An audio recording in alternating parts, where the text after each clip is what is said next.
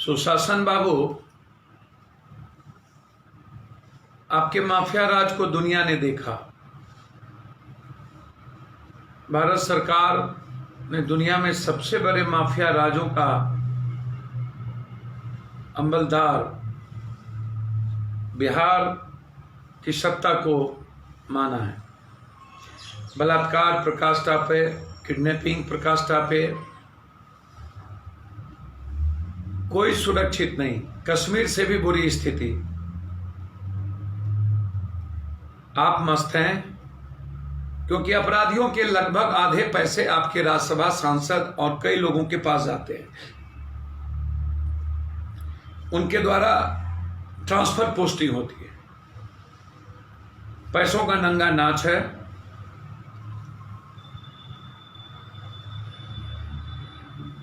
जाति सवाल नहीं है।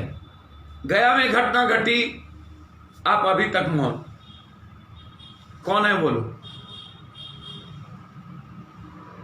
कोई भी व्यक्ति हो, जाति धर्म मजहब कोई हो, अपराधी को जाति से नहीं आंका जा सकता और अपराधियों के कारण किसी जाति को दोषी नहीं बनाया जा सकता।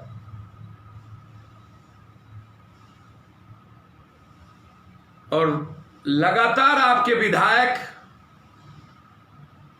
आपके नाक के बाल बने हुए विधायक जो गर्व से कहते हैं कि मैं 4 बार विधायक हूं,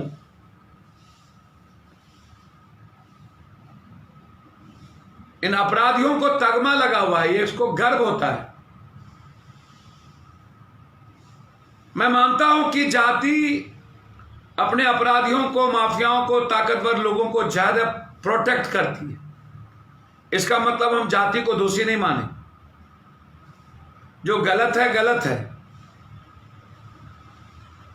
किसी भी कारण से विपक्ष के नेता कुछ ज्यादा ही उतावलेपन में आए, विरोध होना चाहिए निश्चित रूप से। मैं साथ, सबसे पहला विरोध पप्पू यादव का हुआ। अपराध तो चरम पर है। गया में घटना घटी, विपक्ष के नेता मौन कहां थे? और भी जगह मर्डर हुए, विपक्ष के नेता कहां हैं?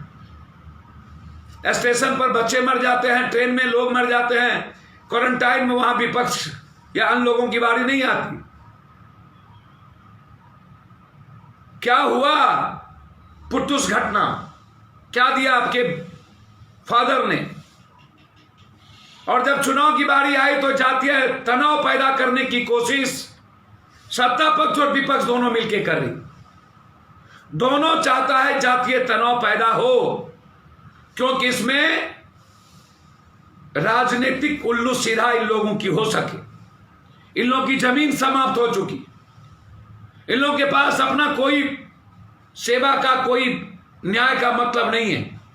इन लोगों को संघर्ष से मतलब नहीं है, गरीबों से मतलब नहीं है, रोजगार से मतलब नहीं है, युवाओं से मतलब नहीं है।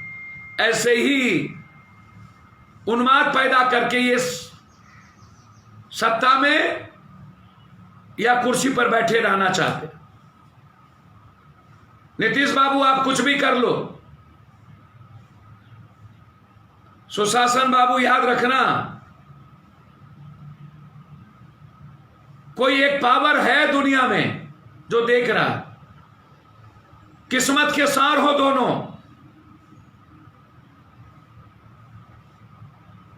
पता नहीं आप जैसे पॉलिटिशियन ही सत्ता में और कुर्सी पर क्यों बैठते हैं, लेकिन जो बयान पुलिस को धमकी दी जा रही है आपके जदयू विधायक के गुंडों के द्वारा, जितना गोली तुम्हारे पास है उतना जेब में लेके चलते हैं, उतना पटाखे में फोड़ देते हैं।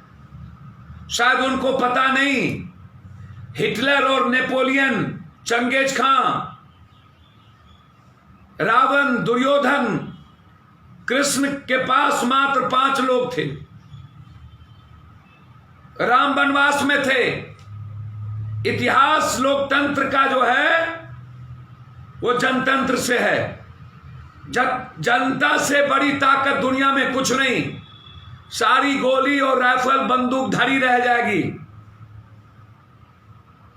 जनता की क्रांति दुनिया में सबसे खतरनाक क्रांति होती है।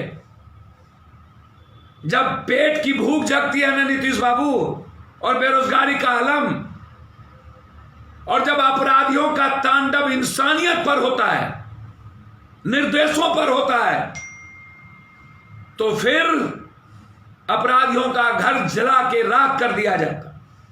ये गोली बहुत है, उसको समझाइए।